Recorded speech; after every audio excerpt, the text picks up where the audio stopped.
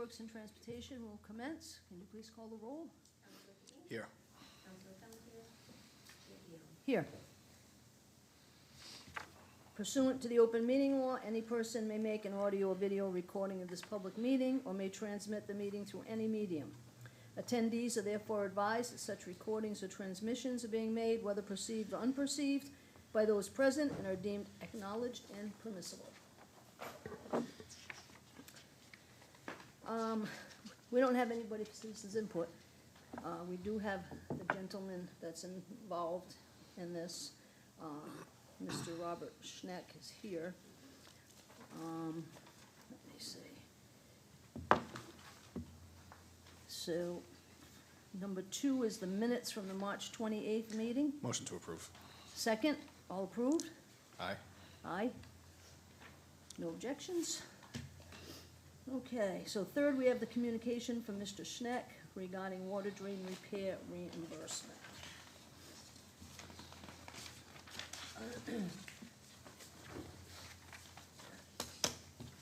Okay. Attention City Council. Regarding lead service replacement at 79 18th Street, Fall River, consent form was signed by me, Robert Schneck, and emailed to water@fallrivermass.org on 6/5/23. On 6/16/23 at approximately 9 p.m., I received a call that the basement was flooding at my property on 79 18th Street. Upon inspection, water was flowing from underground around the lead pipe. I called the water department and left a message with the answering service. A city water department employee arrived within 30 minutes and proceeded to shut off the main water valve at the street. He handed me a list of licensed drain layers for the city of Fall River. I immediately called as instructed, Coastal Water and Sewer Excavating. The owner, Mike Aubrey, answered and scheduled an appointment for the next morning at 8 a.m. to do the repair. The work was done in an extremely professional and proficient manner. The entire job took less than 2 hours. The lead service removed had 3 large lead patches denoting the compromised integrity of the line.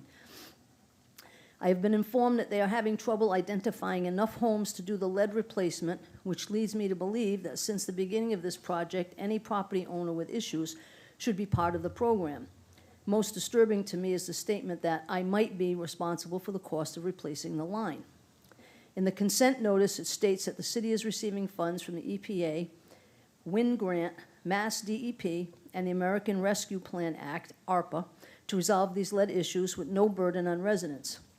I feel the city should be responsible for this lead service line replacement, especially when the city acknowledges an issue and sends consent forms to property owners, which I signed before the replacement was needed. Coastal should be paid by the city of Fall River. Please add this to the next city council agenda. Robert Schneck, and he gives his phone number. Any discussion? Or do you? We're going to invite Mr. Schneck and Mr. Furlan to the table.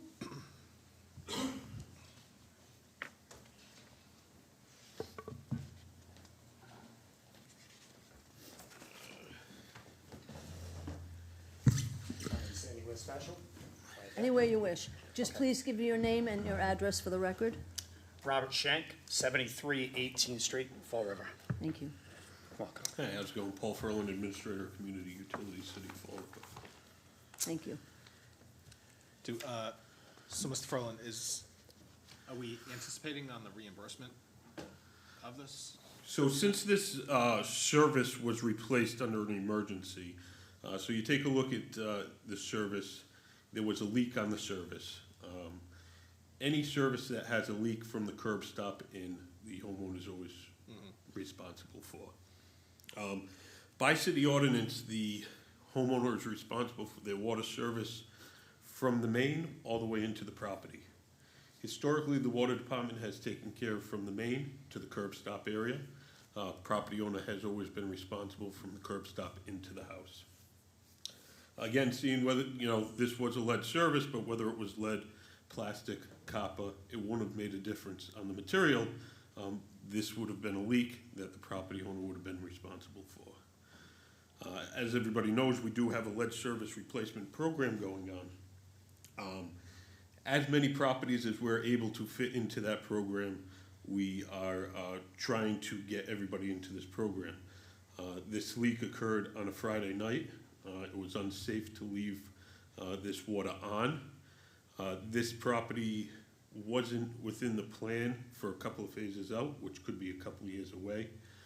We are trying to work with any homeowners that we are able to fit within the program, but again, you know, the way that this leak occurred, when it occurred, we weren't able to get a contractor from our service replacement program out there to do the work.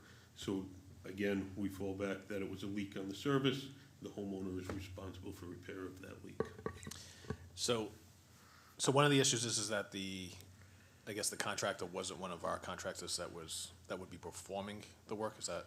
Yeah, correct. So it's not one of the ones that we have under contract for lead service replacement. Okay. Does he, I feel like the name is familiar, maybe it's just drain layers licenses, but have we seen, is it Aubrey, Mike Aubrey? Yeah. He usually does some work for us, right? Yeah, Coastal Excavation, they do emergency work for us when we need to call them in to do work within the roadways. So I guess is there, because I guess I don't disagree, right? So I see both sides of the argument, right? So I would say that, you know, if we're having this conversation prior to the lead service program coming in, then I would agree with you. I say the homeowner would be on the hook for it. However, if the lead service did not leak, he would have had it replaced, right? So we were gonna replace it anyways. So is there, I guess, can we have a compromise in terms of, I know it was an emergency, there's probably some overtime associated with it, or do you have an average cost of what it would have cost to replace that particular homeowner? If there's a difference, right? So I don't know, because he's got it, it's an emergency call. Is there a way to, I guess, discount what we would have paid to get it, if we can get it down to, you know, obviously per household, like the costs for the lead service? And so let's just say there's $500 difference, then, you know, the property owner would pay the $500 versus the entire amount. Again, one of the issues that we run into is procurement law to be able to pay a contractor to do work like that, prevailing wage, or Davis-Bacon, depending on where the funds are coming from, to make sure that all of those requirements would be met. You know, again, and I can tell you that Mr. Schneck isn't the only one, and I apologize if I mispronounced. It's close enough, it works. Not the only one in this case. There are others that this has occurred to in recent history. So. But I can understand the procurement piece, right? But the procurement, I mean, obviously it's an emergency, so we would, technically if it's an emergency, I mean, you could probably make an argument that you had to go out there, that we don't do the, right, we don't have to go through the procurement process. We obviously would just make it safe. And I think at that point, it's getting to a point where he's got water and things of that nature. But well, we got all this federal money coming in specifically for that. I feel like we should be able to work with some property owners in terms of, you know, identifying and offsetting some of the costs. And I don't disagree with you, because I understand where we're coming in from the ordinance standpoint, that they're responsible. You know, the city goes above and beyond, goes to they shut off in the sidewalk, and then obviously from the sidewalk to the building itself is the homeowner's responsibility. But again, it's hard to, as a city council, and I don't want to speak for everybody, but when we've got the ARPA money, lead service, and you hear, you know, residents coming in, it's like, from my standpoint, trying to work with the residents, utilizing the ARPA and federal monies, you know, which, again, we've been saying, trying to get more to the water department and sewer departments to offset the burden and the costs associated to the homeowners. To me, it seems like, you know, we should be able to try to find a happy medium, and like I said, whether if it's not 100%, you know, some type of relief in terms of what it would have cost the city to go in there, and the difference, obviously, I'm sure he's paying a little bit more, or I mean, actually maybe even less if we're not talking about prevailing wage.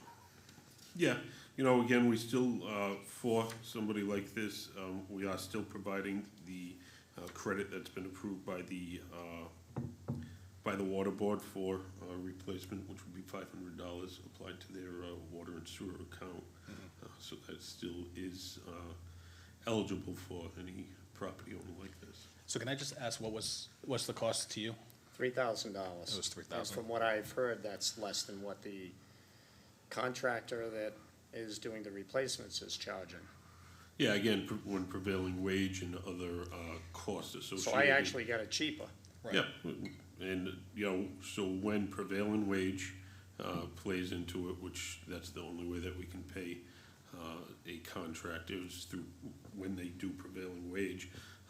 I've been down here in front of the council before and said prevailing wage adds, large 30%. money Yeah, it's onto our at least contract. So if you 30%. actually agree to pay my bill, I just saved you money, because it's less than what you would be paying the contractor that's going out now doing the schedule. By the way, my repair was scheduled 2 weeks coming up after the leak, so it was already on the books that they were coming in to do the repair. So It wasn't 2 again, years, it wasn't 2 years away, it was 2 weeks away. right, again, and we run into the issue with paying contractors like this if they don't pay prevailing wage to This their is employees. a And different set of circumstances. So I guess to that point, I mean, No. I know we're playing the word game, Sure. but if it's, is it truly, if you're giving him a credit, is it really circumventing procurement because you're giving him a credit to his water bill for a repair as opposed to, work? And I think 2 years versus 2 weeks, that's a, Substantial. right, I mean, if he was only lucky enough to wait two additional weeks before he made the call and let all the water go into his basement, I think it would have You been would've fully paid for. replaced it. Right. Yeah, I'd have to check the schedule. Taking it. I mean, I have it, I have everything right here, same thing I already sent, Yep, yeah, Is that Can the we see that, notification? please? Is that the Yeah. notification? yeah. This was 2 weeks prior, and I think it was 11 days out that it was scheduled, so that's the original consent form. And here's the form that I was given for the licensed drain layers for Fall River, and there's coastal right on there. Yeah, no. Yep. Do So- you want to see this? I don't know if you want yeah, again, licensed drain lay means that they're bonded with the city, approved to do work in the street, or on the water or sewer system, and they're approved by the city council to do work.